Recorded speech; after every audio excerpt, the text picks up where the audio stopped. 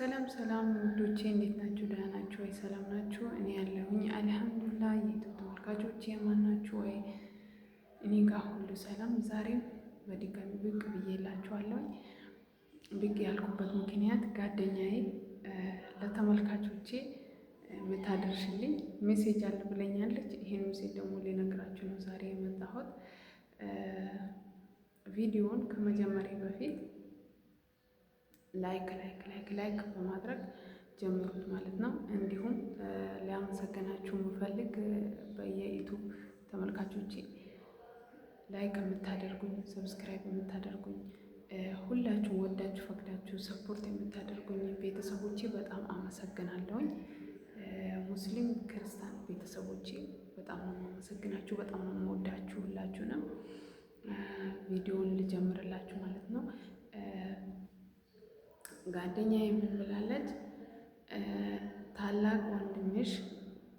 ታላቅ ወንድም አለሽ፣ ግን ታናሽ ወንድምሽ በጣም ይወደሻል። እኔ ስልክን በሚደውል ሰዓት ስለ አንቺ በሚጠይቀው ሰዓት ሁሉ በጣም እንደሚወድሽ እኔ በጣም ወዳታለሁ፣ ከእህቶቼ ሁሉ ትለያለች ይለኛል።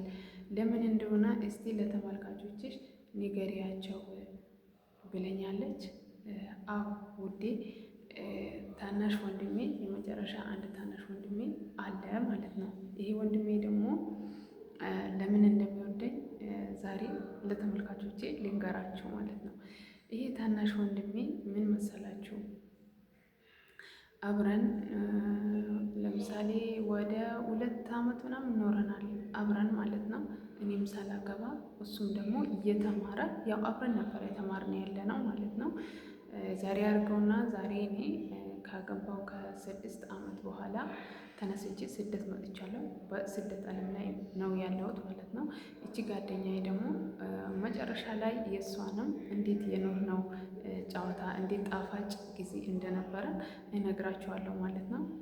እና ትንሹ ወንድሜ የሚወልደኝ ምክንያት ትምህርት ቤት አንደኛ በቃ ትንሽ ከፍ ካለም በኋላ እኔ ወደ 14-15 በቃ እድሜ የደረስኩ ጊዜ ታላላቅ እህቶቼ ጨርሶ አግብቶ ነበረ። አንድ እህት ነበረችኝ፣ አንድ እህቴ አገር ውስጥ አልነበረችም ማለት ነው። እኔና እሱ ብቻ ነበርን ማለት ነው። ከዛ አብረን እየኖረን እናቴ ደግሞ ስራ ይበዛባት ነበር። ከዛ እኔና እሱ እንጨት ለቀማ የሚባል ነገር አለ። እንጨት ልንለቅም እንሄድ ነበረ። እሱ ከብት ይጠብቃል፣ እኔ እንጨት እለቅማለሁ ለእናቴ ማለት ነው። እና ሁለታችን ብቻ ነበር። ትምህርት ቤት ስንሄድ ምሳሌ እሱ ወይ ትንሽ እንትን ብሎ አሞት ቤት ከቀረ እኔ ትምህርት ቤት ሄጄ እስኪመጣ ድረስ ወላሂ ሁሉ ነገር አርግቶ ይጠብቀኝ ነበረ ማለት ነው። እኔም ደግሞ እኔ ከቀራሁኝ እሱ ትምህርት ቤት ከሄደ እኔም ሁሉ ነገር አድርጌ የጠብቀው ነበርኩኝ ማለት ነው። ምክንያቱም እናቴ ስራ ስለሚበዛባት ምሳ በጊዜ አታደርስም ነበረ። ከዛ አግዘናት እንሰራ ነበር አንድ ላይ 2 ዓመት ደግሞ ስንኖር እናቴ ገበያ አትሄድም። ገበያ ስለማትሄድ እኔ ነበር የምሄደው ማለት ነው። ገበያ እኔ ከሄድኩኝ ውዬ ሁሉ ነገር እሺ እስኪመጣ ድረስ ይሄ ወንድሜ ደግሞ ምን ያደርግ ነበር? እንጨት ይፈልጥ ነበር፣ ቤት እንደዚህ ይጠርግ ነበር። በእውነት ልበት ራሱ ያወጣ ነበር። ማያደርግ ነገር አልነበረም። ወንድሜ በዚህ አጋጣሚ በጣም ነው የምወደው፣ በጣም ነው የማከብረው። በቃ እኔ በጣም ነው የምወደው ወንድሜን ማለት ነው። በቃ በጣም ሰፖርት ያደርገኝ ነበር። ቤት ውስጥ ሴት እህት የለኝም አልልም ነበረ። ምክንያቱም ስለሚንከባከበኝ ሁሉም ነገር ልክ ሴት እህት እንዳለች ሁሉም ነገር ስለሚያደርግ ማለት ነው ያደርግ ነበር፣ ያግዘኝ ነበር። ለእናቴም እንደዛው ማለት ነው ያደርግላት ነበረ። እና በቃ አብረን ወደ 2 ዓመት ምናምን በቃ ኖርን። ከዛ በኋላ ደግሞ እኔም ወደ ትዳር አመራሁኝ።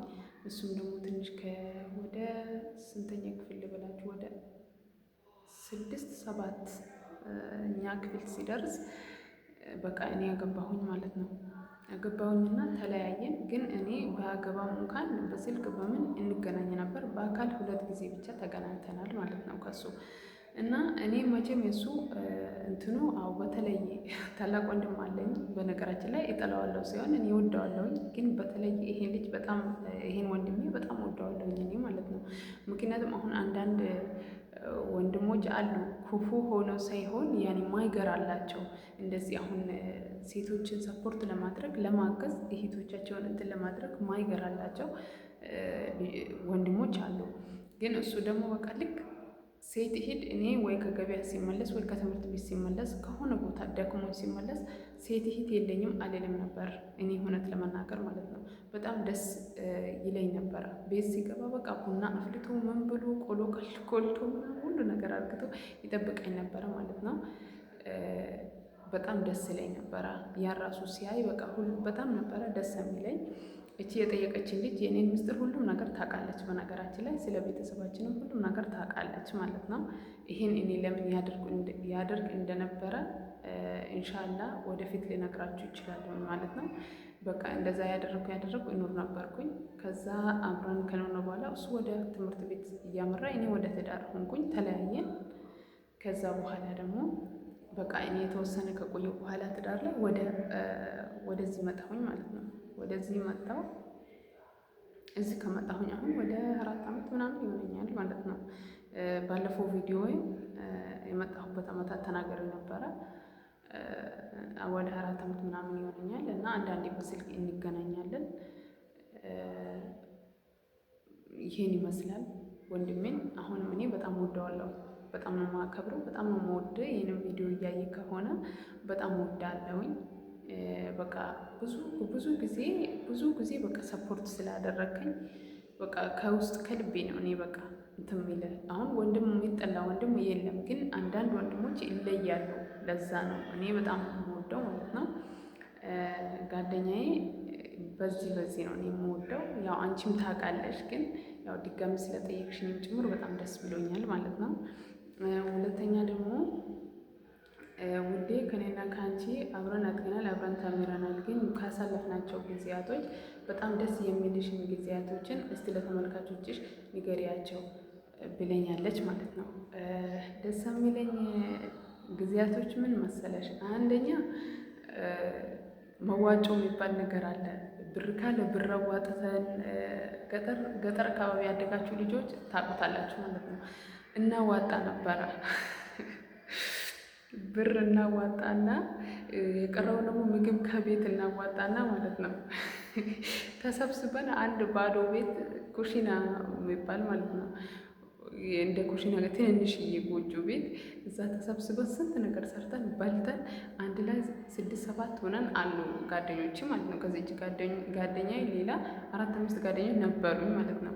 ከዛ ተሰብስበን ይህን ምግብ ምናምን ሁሉ ነገር ሰርተን እንበላ ነበረ። ምን ይባላል እሱ? መዋጮ ብለን ሁሉም ያዋጣና እንደዛ በልቶ ጠጥቶ 1 ቀን ወይ 2 ቀን አድረን እንበተን ነበረ ማለት። አሁን ቀኑ ሙሉ ሳይሆን ምሳሌ አሁን ዛሬ 1 ቀን አደረን፣ ከዛ ከጠዋቱ 3 ሰዓት ተኩል ምናምን 4 ሰዓት ሄደን በቃ ስራ ሰርተን በተውተን የጨት ለቅመን ምናምን ቤት ጠርገን ምናምን ተመልሰን እንመጣለን።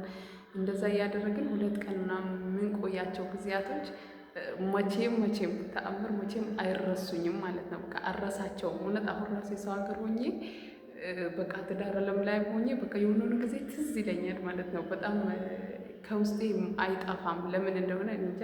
አንቺም ያው ስላልጠፋልሽ ነው ይሄን የመጠየቅሽኝ። አንድ ይሄ መዋጮ ብለን የምንሰበሰበው ጊዜ በጣም ደስ ላይ ነበረ ጓደኞቼ። ሌላ ደግሞ በጣም የሚገርመኝ ደግሞ ምን እናደርግ ነበር መሰላችሁ?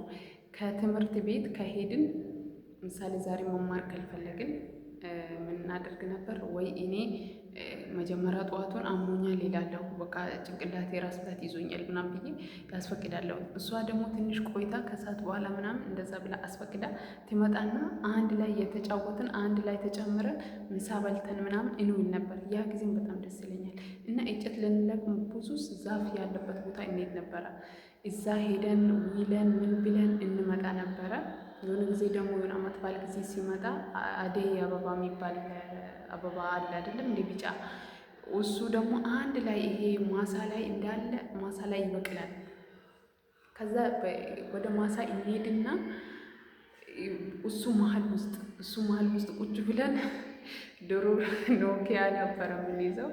በኖኪያ ፎቶ እናነሳለን ብለን ምናምን እንቃለን ነበረ ማለት ነው። ከረሳሽው ውዴ ይሄ ቪዲዮ እያየሽው ከሆነ እንደዛ እናደርግ ነበር።